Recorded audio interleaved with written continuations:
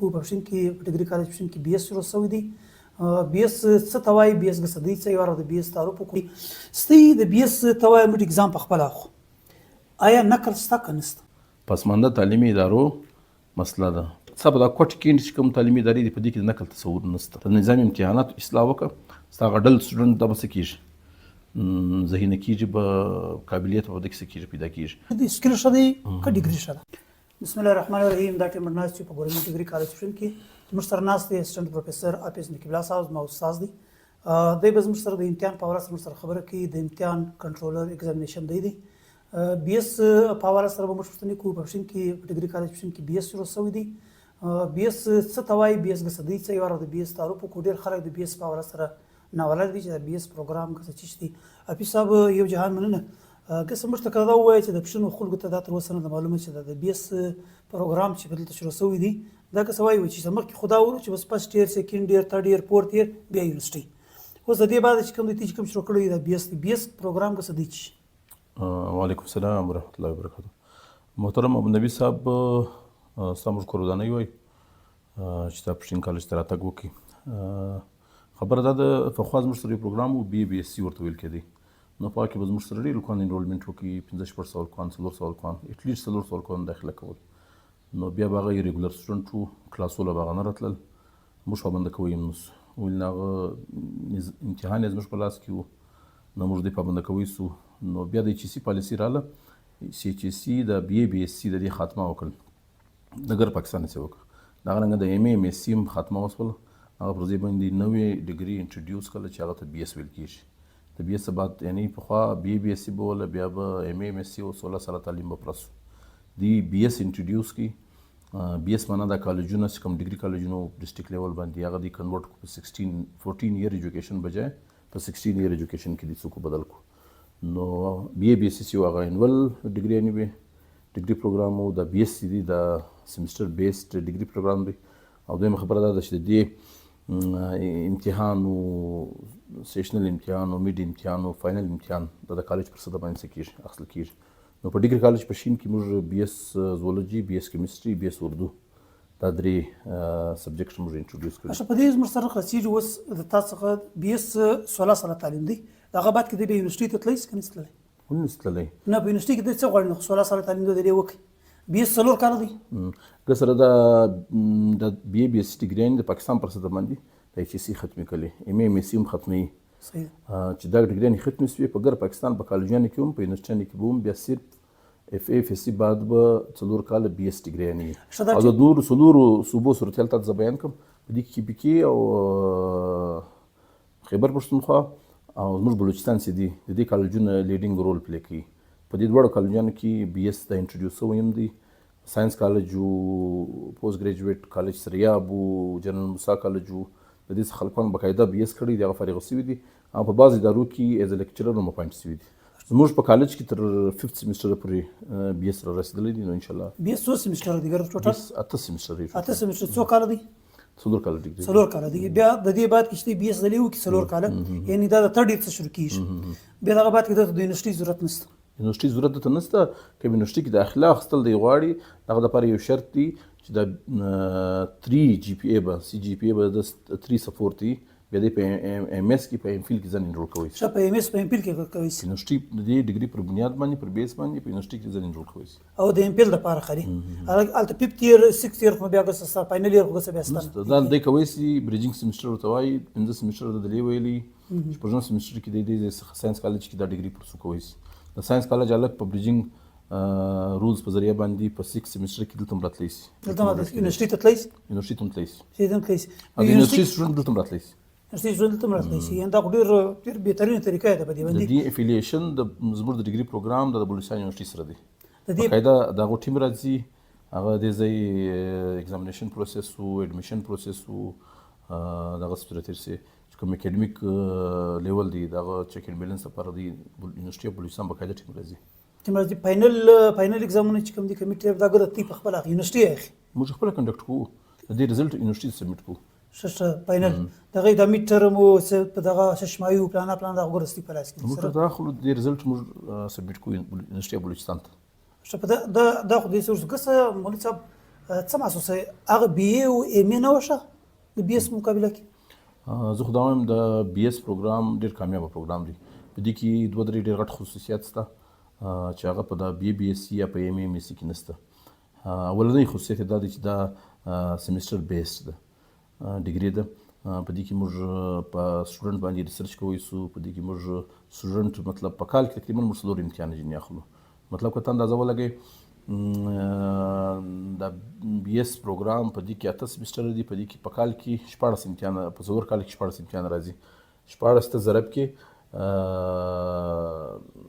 د دغه سره د 6 سره تقریبا د 90 اباو پیپر چې دی هغه څه کې جوړیږي. نو دا پیپر کدی نقل بغیر وکي دا کوم دومره تکړه چې د کمیشن امتحان راسي، پوسټ راسي، یا د جاب یو بل پوسټ امتحان راسي، د نقل کړی نه په بي بي اس کې تقریبا هغه نقل وکړي. په ایم اي سي کې نقل رجحان هغه زیات. په بي اس کې نقل تصور ډیر زیات نشته. ګسر موږ په کالج کې ګس تصور نشته. نو الکوان ډیر تکړه. یو خصوصیت دا دی. دویم خصوصیت دا دی چې په کالجو کې دا شی انټروډیوس کی. نو دا تقریبا د بلوچستان دور دراز علاقو کې په هغو کې 16 ساله تعلیم یو اپورچونیټي عوام ته هغه څه مهیا سو. یونیورسټي به برابر نشته تللی. یونیورسټي دی افورډوي نشته. د یونیورسټي فیسونه ډېر زیات هاي دي. یونیورسټي تقریبا 65,000 پر سیمسټر دي فیسونه اخلي. زموږ کم سے کم 3,000 روپۍ 4,000 زموږ د سیمسټر فیس دی. د میاشتې په 1500 روپۍ باندې 16 ساله تعلیم، معیاري تعلیم. دلته کوالیفاید ټیچر دی. د کالجو تر ګوډو غټ خصوصیت هم دا دی چې د دې هر ټیچر 50 ته نږدې موږ د لې فیکلټي لرو. هر ټیچر چې دی هغه ایم ایس سی کړی دی، ایم فل کړی دی، څه پی ایچ ډي سکالرز هم موږ سره شته، او هر یو د کمیشن د پروسس راوتلی دی. نو په کالج کې ډېر مضبوط فیکلټي شته، فیسونه ډېر کم دي، او 16 ساله تعلیم د بلوچستان په بیشتر ضلعو کې دې ته څه مهیا. 8 سیمسټر دی. په 8 سیمسټر کې فی سیمسټر ته څو پیسه اخلي؟ فی سیمسټر تقریبا 3 سے 4,000 روپے فیس دی. 3 سے 4,000 یعنی کہ تقریبا تک 4,000 हुआ है. 8 सेमेस्टर दी 8 50 की ज़रा वर्क 8 चौकी 4 आले 8 16 32 यानी सलور काल की इधर सगर खाली 2,000 रुपये 32,000 نه ته آمد رفت خرچه د ضرورت سته، نه د اکوموډیشن د خرچې په کوټه کې په یونیورسټي کې د څه کېږي وسیږي، او د مور پلار زیر نگراني د 16 سره تعلیم په پښتون کې څه ته میسر دی. نور سہولیات په کالج کې څو کوئی ساينس لیب، کمپیوټر لیب، لایبرری، ګراوند، دا شانتي لري ورته؟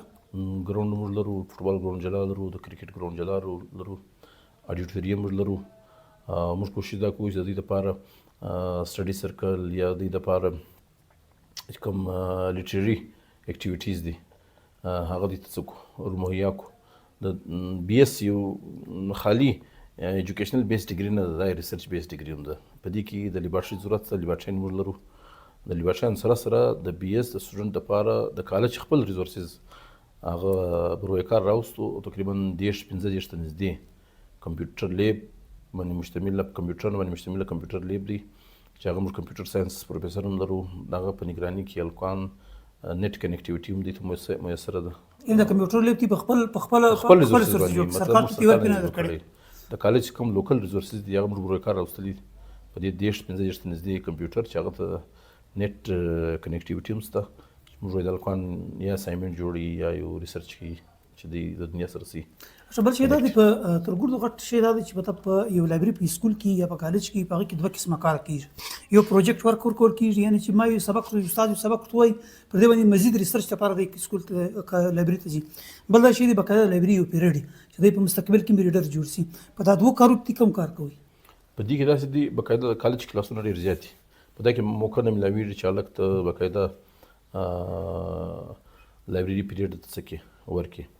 اگر چې موږ سره لایبرریان چې ناس هغه ماستر کړي په لایبرری ساينس کې، او چې ضرورت یې د لایبرری ساينس متعلق او دارنګه د انفارمیشن ټیکنالوژي متعلق کې دا صلاحیت چې هغه د سټوډنټ واخلي، کلاس واخلي، باقاعده لایبرری انفارمیشن چې کوم ساينس دي دا متعلق د تاګای ورکي. لیکن هغه وخت چې پر انټرمیډیټ لیول باندې دا سبجیکټ موږ شي دا شي نو باقاعده لایبرری کلاس نشته، لیکن لایبرری اویلیبل نو سے لیکر 1 بجے تک لایبرری پروجیکٹ ورک کیږي په دې کې توجه مطلب یو ریسرچ ورک کی ارکان زیدوري ریسرچ کی هغه رقم ساينس لیبل دا رقم دی هر چپټر سره تجربه کیږي کنه کیږي. سره دا ستا په بي اس کې غټ خصوصیت دا هم دي تقریبا 30% د دې اسایمنټ وته دي مختص دي په هر سبجیکټ کې په ګر ډیګري کې تقریبا 30% دا ریسرچ بیس ډیګري ده. په دې کې به لکه اسایمنټ تیاري یا پریزنټیشن په کلاس کې ورکوي یا به یو بک ریویو څه کوي هغه تیاري یا به داسې کویز څه کېږي اخیستل کېږي. نو په دې کې خالي ون سایډډ ټیچینګ ورته کوي یا لکه څه کوي اوري دا داسې ډیګري نه ده. په دې کې ډېر زیات برډن هغه پر سټوډنټ باندې وي هغه د لیبارټري د لایبرري او د کمپیوټر لیب ضرورت پیښیږي هغه درې سره فیسیلیټیز طالب علم ته په ډیګري کالج په شین کې میسر دي. بالکل دا ټیم هر کال په بیس کې څو داخله کیږي؟ په بیس کې داخلي تقریبا 3 ډسپلینه دي. په دې کې 50% سلاټ 50 سیټ موږ سټوډنټ ته ایډمیشن ورکوو. لیکن زموږ د ایگزامینیشن پروسس سخت دی. په دې کې ریګولر هلکان چې دي سبق وایي هغه پر مخ تللی سي. د نور هلکان چې دي هغه سبق پاتې سي. څوک یې وایي ریګولر یي هغه هلکان ځي او چې څوک سبق نه وایي سینسیر نه یي پنکچول نه یي دا اوس خو د ډیګري پاتې سي. هغه یو 2 سیمسټر 3 سیمسټر وځي څونه سیمسټر مخته ځي هغه نو دوی ختم کېږي. دا هلکان به چیرې ځي که اندازه درکوي نور کالجان له ځي کار شروع کوي څه کوي؟ د دې پخوا مسله دا وه په بي بي اس سی کې به 400 هلکان انرول سو 400 هلکان به ګوره ډیګري واخیستي.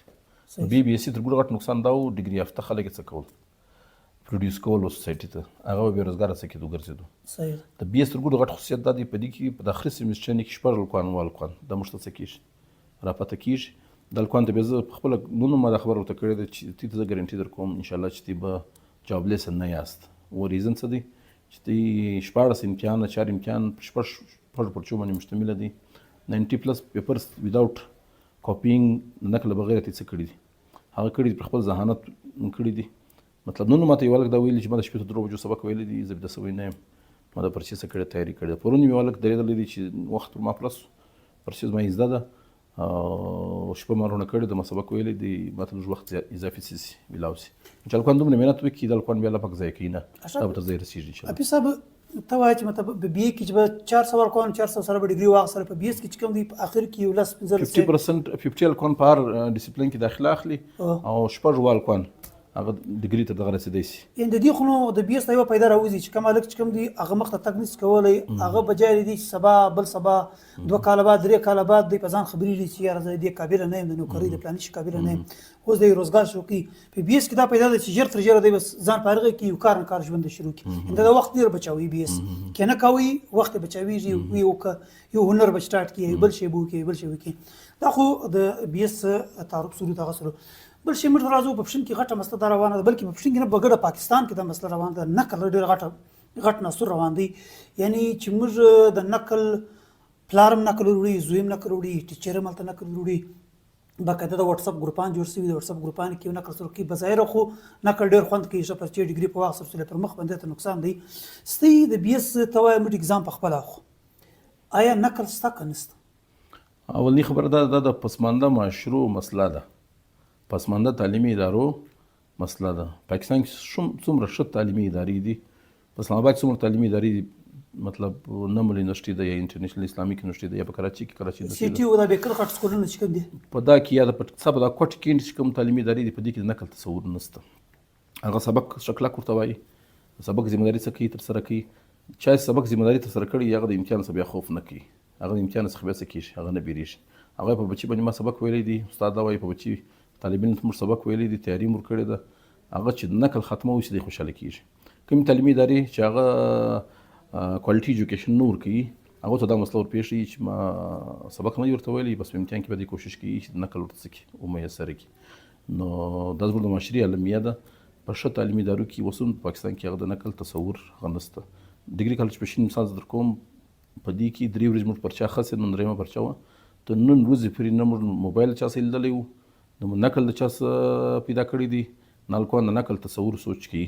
نن یو هلک څه موبایل برآمد سو د هغه پرچا په سره قلم باندې خرابه سوه هم او دا پرچه څرې سوه هم باقاعده نور هلکانو دپاره وښکاره هم سو نور هلکانو ته چې دا هلک دا جرأت وکړي چې موبایل یې خالي په امتحان کې ښکاره کړي د هغه پرچه څه سوه ضایع سوه. اوس به د هلک د جرأت کوی چې بیا د موبایل راوکاږي یا نقل دی سوچ وکړي بالکل جرأت یې نشي کولی. الحمدلله د 5th سیمسټر پورې زموږ هلک د نقل سوچ نه دی کړی او هر هلک کې هغه امپرومنټ راغلی دی هغه بهتري په دې کې راغلی دی. دا نقصان یې بولي که پیدا بولي چې نقل نه کې ورله او دا هلک چې کوم دی مخ ته بیا تګ نشي کولی دا تر کومه حد صحیح بولي؟ هغه کې موږ دا سهولت ورکړی دی ټیچر موږ پابنده کړي دي چې د هلک CGPA خرابه نه سي که هلک لږ محنت کړي لږ شپرچه کړي په لومبرو کې ریلیکس پیپر مارکینګ ته یې وکړي الکوان خراب کوي ما چې داسې جي پي هم نسي خراب دلته چې کوم فیکلټي د هغه ګورو ته معلومه ده چې په بي اس کې نقل نشته هلک چې څه لیکلي دي هغه پر خپل ذهانت او قابلیت او پر محنت باندې څه کړي لیکلي دي موږ کوشش دا کوو چې د هلک په مارکینګ کې ریلیکسیشن موږ ته ورکړو پاتې په ایگزامینیشن حال کې څومره سختي موږ کوو هغه سختي موږ سره کوو اصلا دا څه یې بولي منصب تا د بي اس یو سټوډنټ سره لې بي اس بالکل ختم دی ګرد عمر په نقل تیر کړی ته په هر سکول کې چې سبق ویلی دی تا له چې رالی بالکل دی ډل سټوډنټس دی د دې سره به کوم چم کوي چې دی واقعي دی تر یو ځای ته ورسوي د خپل امپرومنټ په دې کې راځي دغه الکوان محتوا ذاته بعد موږ سبق نه دی ویل په بي اس کې موږ سبق څه شروع کړي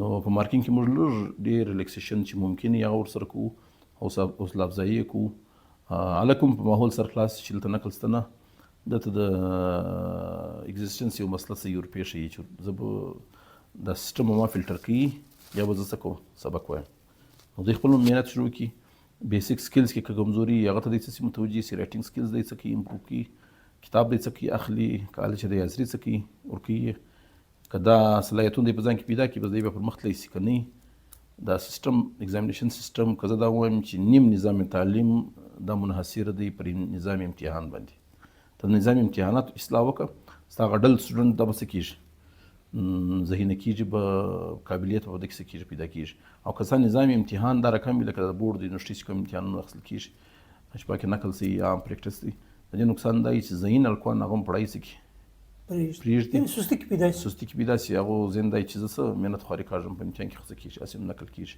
هغه هم د محنت څه کې لاس واخلي لیکن دا یو غلط فهمي ده په پاکستان کې ډېر امتحانات اوس هم داسې دي چې دغه دپاره د نقل تصور هلته نشته څه د کمیشن څومره امتحانونه په دې کې نقل تصور نشته د انټرنس ټیسټ څومره امتحانونه د نقل تصور دی پی ام اس دی سی اس اس دی ګرده په دې کې نقل تصور نشته او پیرنټس موږ ویل د هم داسې پیرنټ زه پېژنم چې هغه د 1030 ته نږدې نمبرونه په خپل بچي اخیستي لیکن هغه په میډیکل انټرنس ټیسټ کې پاتې سي او لساس په خبر دا ده چې په پښین کالج کې ډېر غریبان الکوان چې هغه ډېر استاد نه درلودی لیکن محنت یې کوي هغه په دا کال کې هم تقریبا 4 ته نږدې داسې الکوان شته چې هغه په ګومل میډیکل کالج کې او دغه سره تیر سي په مختلف میډیکل کالجز کې هغه څه کړی دي اډمیشن یې سوی محنت یې کړی ابي صاحب یو طرف ته پوره نظام تعلیم دی بل طرف ته په اخر کې د امتحان بوج دی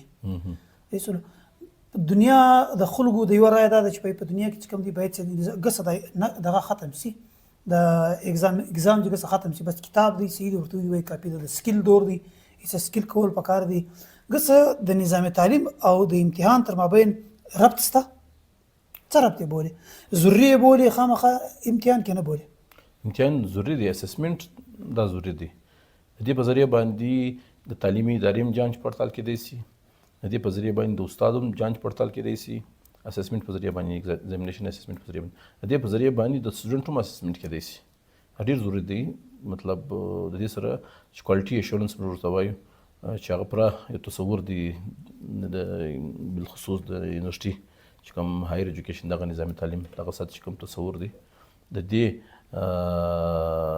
دغه چې دی هغه امکان یا پوسیبلیټي هغه صرف د امتحان په ذریعه څه دی ممکنه دی استاد هم دا شي د امتحان په ذریعه معلوموي چې دا کوم سبق ما ورته ویل دي کوم محنت خواري ما ورسره کښلې ده کوم طالب علمانو په څومره ریشو سره دوی څه کړي دي زده کړي دي دغه امتحان په ذریعه موږ سره معلومیږي چې دا هلک کوم سکلز هغه څه دی کمزوري دي رایټینګ سکلز یې کمزوري دي د ریډینګ سکلز څه دي کمزوري دي د میمورایزیشن مسله ده څه ده ورپېښه ده د مختلف شیان چې د ایگزام په ذریعه باندې ټیچر چې دی هغه اسیس کوی سي امتحان چې دی هغه مست ضروري دی او بیا یو بایس دی انسان چې دی هغه یو غفلت قدرتي طور هغه څه دی پروت دی چې پر دا باندې یو بایس موجود دی بالخصوص ځوان بیا ډېر زیات څه غافلي چې پر دا یو بایس موجود دی چې امتحان سته په هغه کې زما څه امتحان څه کېږي اخیستل کېږي په هغه کې زما ریزلټ څه کېږي هغه ښکاره کېږي نو بیا د الکوان داسې چې هغه سبق نه وایي چې کله امتحان پر دې باندې راسي بیا کتابونه دی اخلي تیاري هم دی څه کوي شروع کوي بیا شپه هم دی څه کوي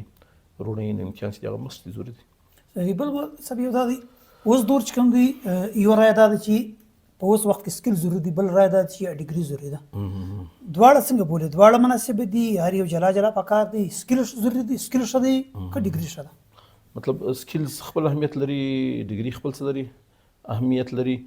که یو طالب علم وي هغه ذهین وي، هغه تعلیم حاصلولی سي، هغه تعلیم په بنا کې پر مخ تللی سي، هغه پکار دی چې تعلیم ته پوره څه ورکړي، توجه ورکړي.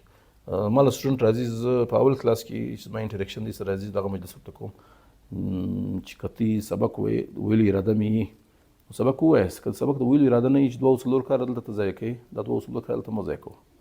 د پلار سره هوټل وکړه، د پلار سره دکان وکړه، د پلار سره ټرک ګاډي څه کړه، هغه وچلوه، پلار پر کور څه کړه، کښېنوه. 10 کاله بعد به ستاسې د کاروبار په دنیا کې به ستا یو حیثیت پوزیشن وي.